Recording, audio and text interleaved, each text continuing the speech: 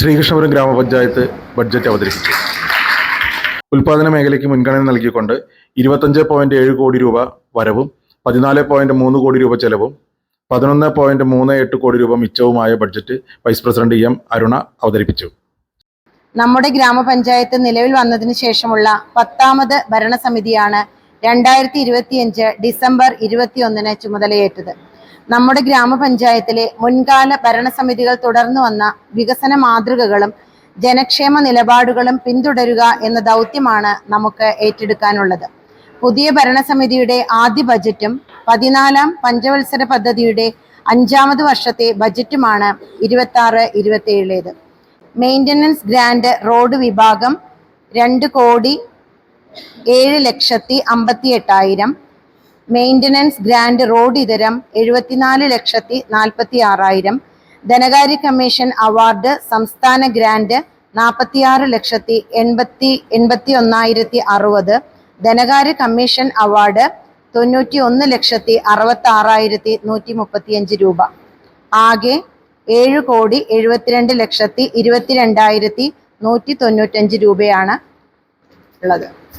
കർഷകരെ സംരക്ഷിച്ചു പോകാൻ വനം വകുപ്പുമായി സംയോജിച്ചുള്ള പ്രവർത്തനങ്ങൾ നടപ്പിലാക്കേണ്ടതുണ്ട്. പാടശേഖര സമിതികൾ പുനഃസംഘടിപ്പിക്കുകയും ആവശ്യമായ പരിശീലനം നൽകുകയും ചെയ്യേണ്ടതുണ്ട്. പച്ചക്കറി കൃഷി പ്രോത്സാഹിപ്പിച്ച് സുരക്ഷിതമായ ഭക്ഷണം എന്ന ആശയത്തെ പ്രചരിപ്പിക്കേണ്ടതാണ്.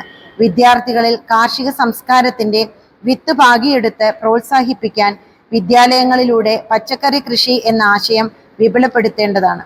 കാർഷിക വിളകൾക്കായുള്ള ഉൽപാദന വിഭവങ്ങൾ ഏർപ്പെടുത്തി സമ്പത്ത് ഉൽപാദന മേഖലയെ ശക്തിപ്പെടുത്താനാകണം.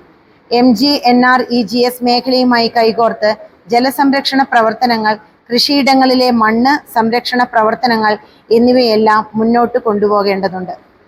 ശ്രീകൃഷ്ണപുരം ഗ്രാമപഞ്ചായത്തിനെ ക്ഷീര കർഷക സൗഹൃദ ഗ്രാമമാക്കി മാറ്റാൻ ഗ്രാമപഞ്ചായത്ത് മുൻകൈയെടുത്ത് പ്രവർത്തിക്കുന്നതാണ്. ഗ്രാമപഞ്ചായത്തിൽ ഒരു മൃഗാശുപത്രിയും ഒരു കൃത്രിമ ബീജസങ്കലന കേന്ദ്രവും പ്രവർത്തിക്കുന്നു.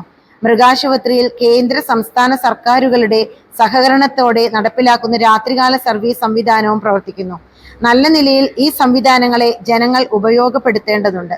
കൂടാതെ ശ്രീകൃഷ്ണപുരം മൃഗാശുപത്രിയെ വെറ്റിനറി പോളിക്ലിനിക്കായി ഉയർത്താൻ കേരള സർക്കാരിൽ സമ്മർദ്ദം ചെലുത്തേണ്ടതുണ്ട്. മൃഗസംരക്ഷണ വകുപ്പ് മുഖേന മുട്ടക്കോഴി വളർത്തൽ, ധാതുലവണ മിശ്രിത വിതരണം, പേവിഷബാധയ്ക്കെതിരെയുള്ള പ്രതിരോധ പ്രവർത്തനങ്ങൾ എന്നിവ നടപ്പിലാക്കാൻ ഉദ്ദേശിക്കുന്നു. അലഞ്ഞു തിരിഞ്ഞു നടക്കുന്ന നായ്ക്കളുടെ ശല്യത്തിൽ നിന്ന് മോചനമുണ്ടാക്കാനുള്ള പദ്ധതികൾ ഏറ്റെടുക്കേണ്ടതുണ്ട്. 2026-27 വർഷത്തെ വാർഷിക ബജറ്റിനെ ഇങ്ങനെ സംഗ്രഹിക്കാം. മുൻ ബാക്കി 3,88,30,981, പ്രതീക്ഷിത വരവ് 25,70,31,767 രൂപ, ആകെ വരവ് 29,58,62,748 രൂപ, പ്രതീക്ഷിത ചെലവ് 14,95,786 രൂപ, നീക്കിയിരിപ്പ് 11,38,35,981 രൂപ. പ്രസിഡന്റ് പി അരവിന്ദാക്ഷൻ അധ്യക്ഷനായി.